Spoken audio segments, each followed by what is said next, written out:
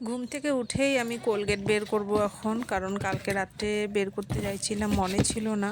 তো এখন উঠেই মনে পড়লো যে কোলগেট নেই, চলো একটা কোলগেট নিয়েই নেই। তো বাড়িতেই কোলগেট আছে এখন, বরের ব্যবসার। তো একটা কোলগেট নিলাম, এখন ব্রাশ করব। কালকে রাত্রে খেয়েছি বন্ধুরা আমি পান, দাঁত হয়ে গেছে আমার লাল।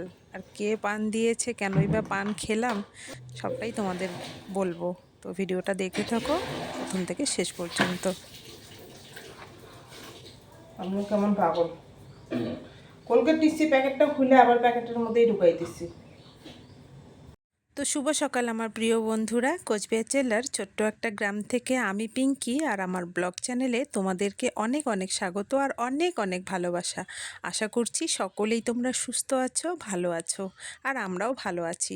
তা ঘুম থেকে উঠে না পায়ের গোড়ালিগুলো খুব ব্যথা করে।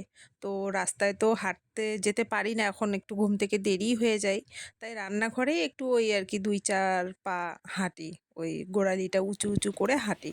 একদিকে পিছন দিকে হাঁটি, কিছুটা সামন দিকে হাঁটি। তো এদিকে সারা রাত কালকে ছেলের ভীষণ শরীর খারাপ ছিল। কি ছিল তোমরা দেখো, ব্যথা কমছে? এর আগেও তো তোমরা দেখেছো ওর এরকম শরীর খারাপ অনেকবার হয়েছে। এখন ব্যথা নাই? দুইটাই খুলে দেবো?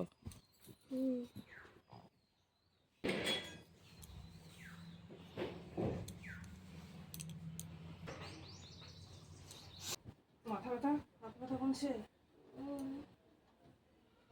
কালকে প্রচন্ড মাথা ব্যথা আর হাত পা দুটোই প্রচন্ড ব্যথা করছিল। তো অনেক রাতে তেল টেল দিয়ে আর হাতটা আর পাটা মানে বাঁধিয়ে দিছি, যে ওড়নার গামছা দিয়ে একটু কমে।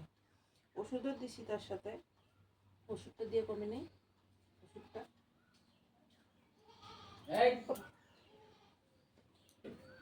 বেল পাইছো?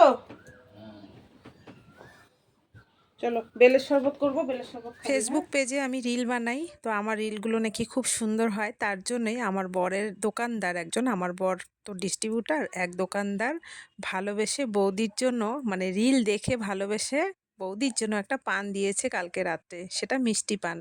তো এত ভালোবাসা পেয়েছি সেটা শুনে আমার খুব ভালো লেগেছে। যদিও আমি পান খাই না, তো কালকে সেই আমার ভালোবাসার ছেলে টানে পানটা কিছুতেই বেলের খেয়েছি। শরবত খেতে চায় না, খুব জোর জবরদস্তি করে খাওয়াইতে হয়। তো পেটের এত সমস্যা ওর চলছে, মানে এটা প্রত্যেক দিন সকালবেলা খেলে কিনতে হয়, খাবে না। আমরা খাই, তো আজকে ওকে জোর করেই খাওয়াবো।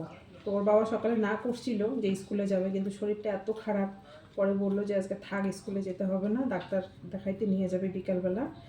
তো বিকালবেলা না, দুপুরের আগে। তো আমাকে বলছে যাওয়ার জন্য। তো ওই দিক দিয়ে মানে গাড়ি চেঞ্জ করে, মানে একটা গাড়িতে যাওয়ার পরে আবার অনেকটা দূর যেতে হয় আর কি, টোটো ভাড়াও লাগে। তাই বললাম যে আমি যাব না, তুমি নিয়ে যাও বাইকে করে। তো দুপুরের পরে ওকে নিয়ে যাবে ডাক্তার দেখাইতে। আর এখন দেখি বেলের শরবতটা খাওয়াইতে পারি কিনা।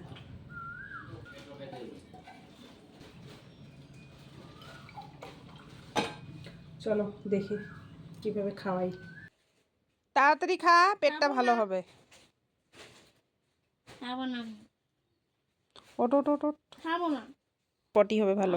আমি খাবো না, খাবো না, খাবো না, ওট, খাবো না, মার দেবো কিন্তু। খাবো না।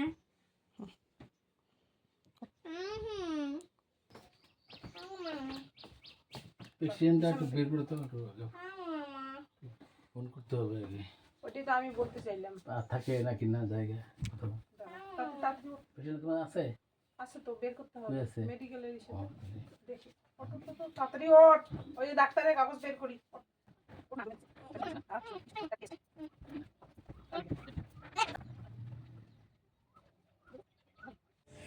বৌদির হাসি বলে কথা, বৌদির হাসি রিলস দেখে সবাই ফিদা। আর আমার দাঁতগুলো এত সাদা, তা পান খেয়ে দাঁতগুলো লাল করার তো কোনো মানে নেই। এত ভালোবাসা পাচ্ছি, পান পাচ্ছি, জানি না আরও ভবিষ্যতে কি পাবো। তাই দেখো খুব যত্নে ফ্রিজে রেখে এখন খাচ্ছি। সকালের খাবার যেহেতু হয়ে গেছে, দুপুরবেলা স্নানের আগে আর একবার ব্রাশ করব যাতে দাঁতগুলো লাল না থাকে। তাই সকালের খাবার খেয়েই পানটা মুখে দিলাম।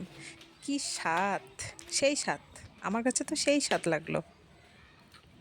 ছেলের শরীর খারাপ শুনে আবার দিদা চলে আসলো দেখতে। তা নিয়ে আসছে ঢেঁকি শাক আর কুমড়ো শাক। তো আমাকে বলছে যে এগুলো ফ্রিজে রেখে দে, বর আবার নিয়ে আসে পাট শাক। তো দিদা আসতে আসতে আমি আবার দিদার হাতে ধরিয়ে দিলাম পাট শাক। পাঁচ শাক বাছতে বললাম, আমি ওদিকে রান্না বসিয়েছি। আর ছেলেকে ডাক্তার দেখাতে যাবে, বর একটু খোঁজ নিয়ে আসলো যে ডাক্তার বসবে কি না। অহেতুক তো বেকার গিয়ে লাভ নেই, তাই খোঁজ নিয়ে আসলো যে আজকে ডাক্তার বসবে না। তো একটু মাছ নিয়ে এসছে তোমাদের দাদা, খাটা মাছ বলে, তো সেটাই রান্না করব এখন। আমি যাবো বন্ধন নাকি আরেকজন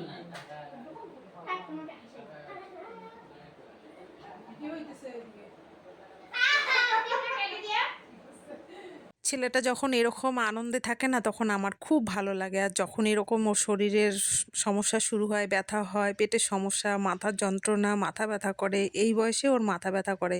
জানি না পেটের কারণে করে না কিসের জন্য করে, তা ডাক্তার দেখালেই বোঝা যাবে কিসের জন্য ওর সমস্যাগুলো হচ্ছে।